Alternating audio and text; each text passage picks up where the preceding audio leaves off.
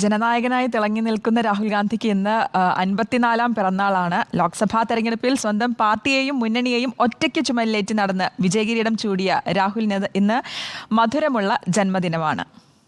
പരിഹസിച്ചവരെ കൊണ്ട് കൈയടിപ്പിച്ചാണ് രാഹുൽ ഗാന്ധി ഇത്തവണത്തെ തെരഞ്ഞെടുപ്പിൽ മാൻ ഓഫ് ദ മാച്ച് ആയത്. ഭരണം പിടിക്കാനായില്ലെങ്കിലും പതിറ്റാണ്ടിന് ശേഷം കരുത്തുള്ള പ്രതിപക്ഷത്തെ ലോക്സഭയിലേക്ക് എത്തിക്കാനായതിന്റെ ആത്മവിശ്വാസത്തിലാണ് രാഹുൽ രാജീവ് ഗാന്ധി.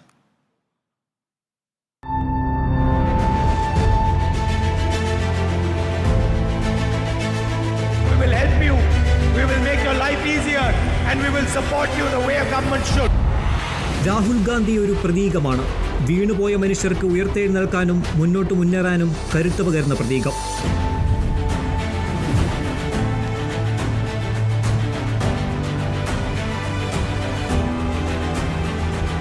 രാഹുലിനോളം പരിഹസിക്കപ്പെട്ട രാഷ്ട്രീയ നേതാവ് ഇന്ത്യൻ ചരിത്രത്തിലുണ്ടായിട്ടില്ല. 2004-ലായിരുന്നു രാഹുൽ ഗാന്ധിയുടെ രാഷ്ട്രീയ പ്രവേശം. അമൂൽ ബേബി എന്നാണ് രാഷ്ട്രീയ പ്രതിയോഗികളെന്ന് കൽപ്പിച്ചു നൽകിയ ഇരട്ടപ്പേര്. പിന്നീടത് കാഡ്ബറി ചോക്ലേറ്റിന്റെ പരസ്യത്തിലൂടെ ജനകീയമായ പപ്പുമോൻ എന്ന പുതിയ പരിഹാസത്തിലേക്ക് പടർന്നു കയറി. കണക്ക് പുസ്തകത്തിൽ തോൽവിയല്ലാതെ മറ്റൊന്നുമില്ലാത്ത ഘട്ടത്തിലേക്ക് രാഹുലിന്റെ രാഷ്ട്രീയ ജീവിതം കൂപ്പുകുത്തിയതോടെ നേതൃവൈഭവമില്ലാത്തവനെന്ന് അകത്തുനിന്നും പഴികേട്ടു.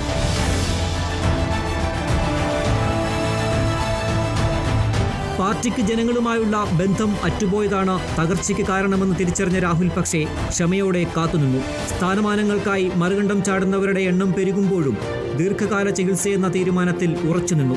ചൂടും തണുപ്പും മഴയും മഞ്ഞും അനുഭവിച്ച ഗ്രാമനഗരങ്ങളിലൂടെ നടന്നയാൾ പുതിയ ഇന്ത്യയുടെ ആത്മാവിനെ കണ്ടെത്തി. പകർന്നു പടർന്ന വെറുപ്പിന്റെ ചന്തയിൽ സ്നേഹത്തിന്റെ കട തുടങ്ങുമെന്ന് രാജ്യത്തിന് പ്രതീക്ഷ നൽകി. राजनीतिक तरीका दिखाया है.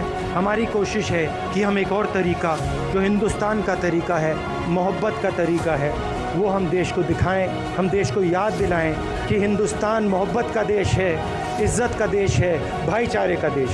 കോൺഗ്രസ് എന്നാൽ രാഹുലായ കാലമാണിത്. മതേതര ജനാധിപത്യ ഇന്ത്യയുടെ ഹൃദയത്തിലാണ് ഇന്ന് രാഹുലിന്റെ ഇടം. 54 വയസ്സെന്നത് ഇന്ത്യൻ രാഷ്ട്രീയത്തിൽ യുവത്വമാണ് എന്നതുകൂടിയുണ്ട്.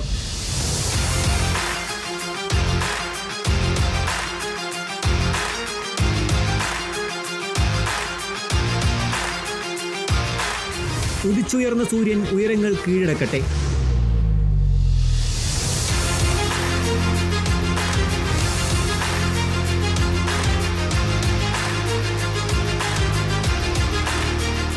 രാഹുൽ ഗാന്ധിക്ക് റിപ്പോർട്ടറിന്റെ ജന്മദിനാശംസകൾ.